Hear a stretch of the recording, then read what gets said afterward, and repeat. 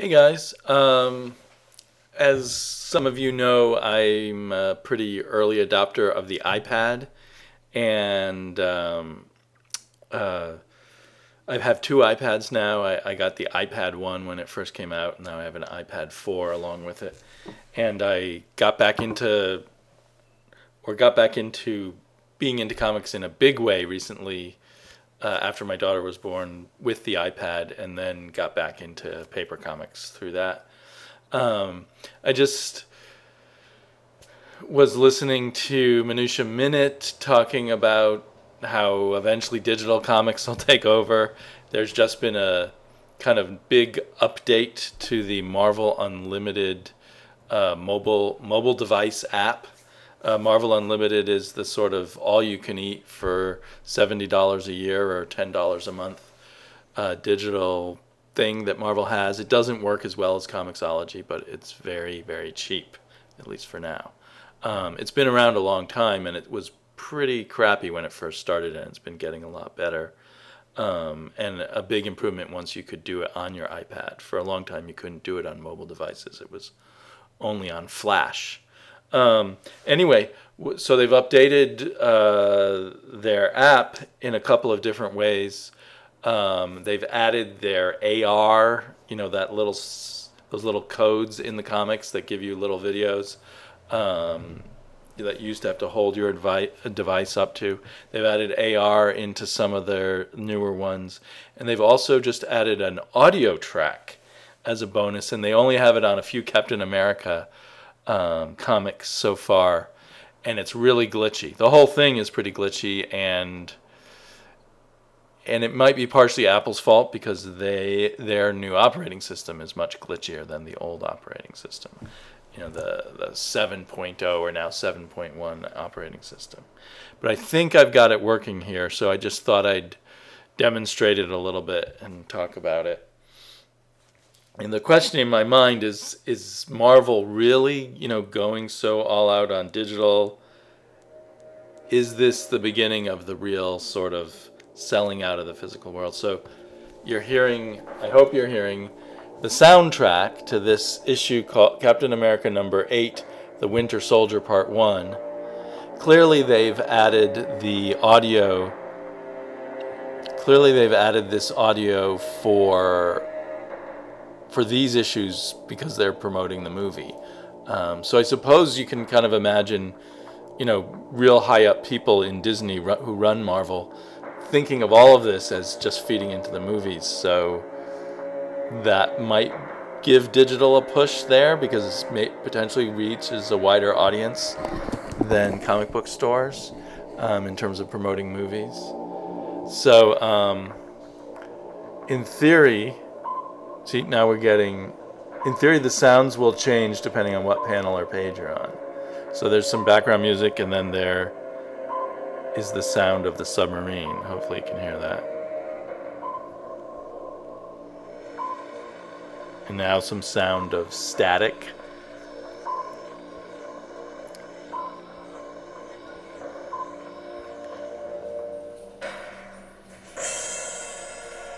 It's kind of clever. The music's changing as I'm reaching different pages. They must have music loops plus sound effects, helicopters. Maybe this is a better way to look at it.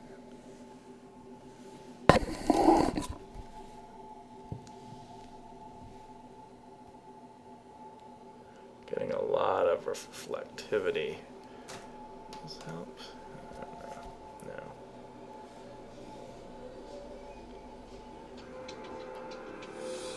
So this is just giving you a sense of what they do.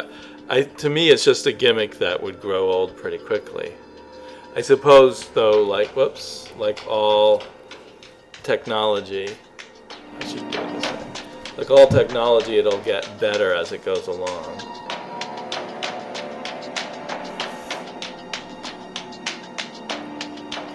These panel-to-panel things are kind of annoying.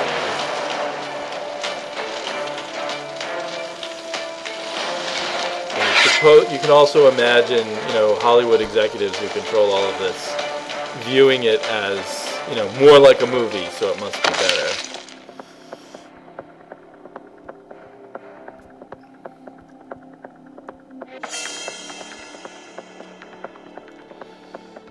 I should experiment and see whether it works if it's just on.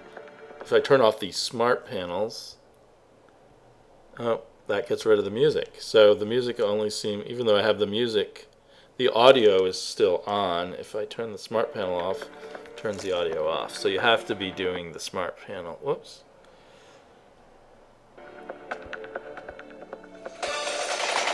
So that's too bad because these smart panels aren't that great. They aren't that smart. And often like on Comixology, when I read a digital comic on Comixology, I'll read it panel to panel, but then I have it set so it then shows you the whole page again, so you get the full effect and the panel to panel effect. And this is the kind of music that I, for one anyway, would get just tired of listening to, and I'd eventually turn it off while I was reading the comic.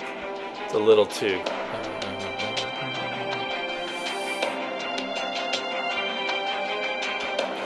But it does, it does excite a part of me that loves technology. It's like, well, what can you do with this stuff? What creative things can really happen here?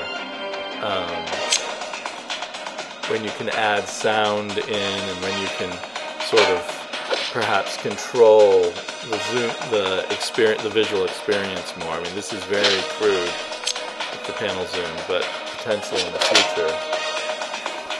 Okay, I'm getting real tired of this music. People are getting cut up, I guess. I can imagine eventually you can like tap on someone and they'll talk or something, because there's certainly lots of like Dr. Seuss books that we do as apps where you can do that kind of thing. Or you could tap on someone and it might identify, say Sharon Carter, Nick Fury, that kind of thing, which might be handy for a new reader. Anyway, okay, I'm getting pretty sick of that. So I will exit out. Oops. I wonder if I can get the AR to work on one of the comics that has AR while I've got you here.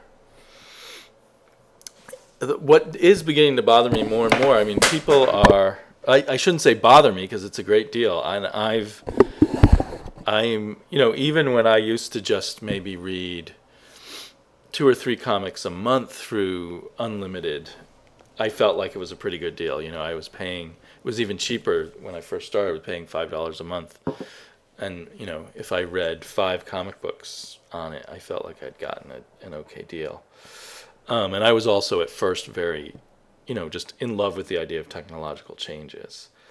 So let's see, where is one that had the AR that I made work before? Let's see if I can make it work now. It takes a while to download. I guess you can't see, but that's a little bar thing where it's downloading the comic book. And it's been giving me these hassles. It keeps not downloading properly. Let's try this again.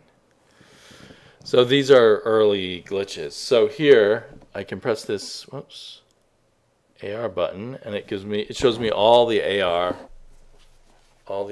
for, how can I angle it so you can see it better? And you can't see it. What is wrong? Because I know I've made my iPad fairly visible in videos before. Anyway, these 3 are 3 choices of AR that come with this issue. Recognizing the need to get bigger, Captain America and Iron Man assembled a new team this is of the Avengers. AR that sums up the story so far. To face new threats, such as the it is godlike easier to entities use of the Garden. than trying to point your villains iPhone or stood down iPad when at the confronted by comic book. Captain Universe and surrendered their creation, the new man Adam, to the Avengers' custody. But who is this new Captain Universe? So that's kind of helpful if you haven't read previous issues. So I don't know. It does almost seem like people are right that Marvel is working hard, is much more than DC or really anyone else to push the digital bubble out further. And even though so far the digital revolution has helped comic books, maybe it will continue to do that. But I have begun to see some people on YouTube saying, well, I'm getting less Marvel books because I'll just wait and read them on my unlimited thing. Now, maybe as they slowly inch the price up, they feel they're getting a better deal that way than dealing with other people's distribution systems. But it's literally like 7 or 8 or 9,000 comic books now that you have access to for this monthly fee. Now, it's not that, this is my library. It's not that, like, I have a library of things that I've saved. It's basically like a watch list or whatever, things I've saved on my library. It's kind of exciting to just have several hundred comics just waiting there for me to read. But it's not sortable, it's not searchable. The first comics on the list has always been, for ages, Deadpool from 1997, number 69. And I can't find any way to sort it or search through the list. You can go to a browse section, which does not cover your saved library per se, just everything. And there are interesting ways to search there. You can search on the series, on the characters, on creators, on events, or by publication date. You can just type in a date and you can see everything they've got digitally from date X to date Y. So say you wanted to just look at December 1964, you could do it. And at least see everything that they've put up digitally from that month. So I'm sorry that this is a very garbled little video I've done here, but I don't know whether to be for or against this, since I don't really want to spend a lot of money right now on Marvel's books. I'm kind of glad to be able to read them this way, and I'm reading a lot more Marvel than I would otherwise right now, because I'm just not in a big Marvel phase, and the Marvel comics are the most expensive ones. And maybe if I'd stumbled across this first, it would have led me back to physical comic books too. It's just, I guess, the cheapness of it just kind of stuns me. Anyway, talk to you all later. Bye-bye.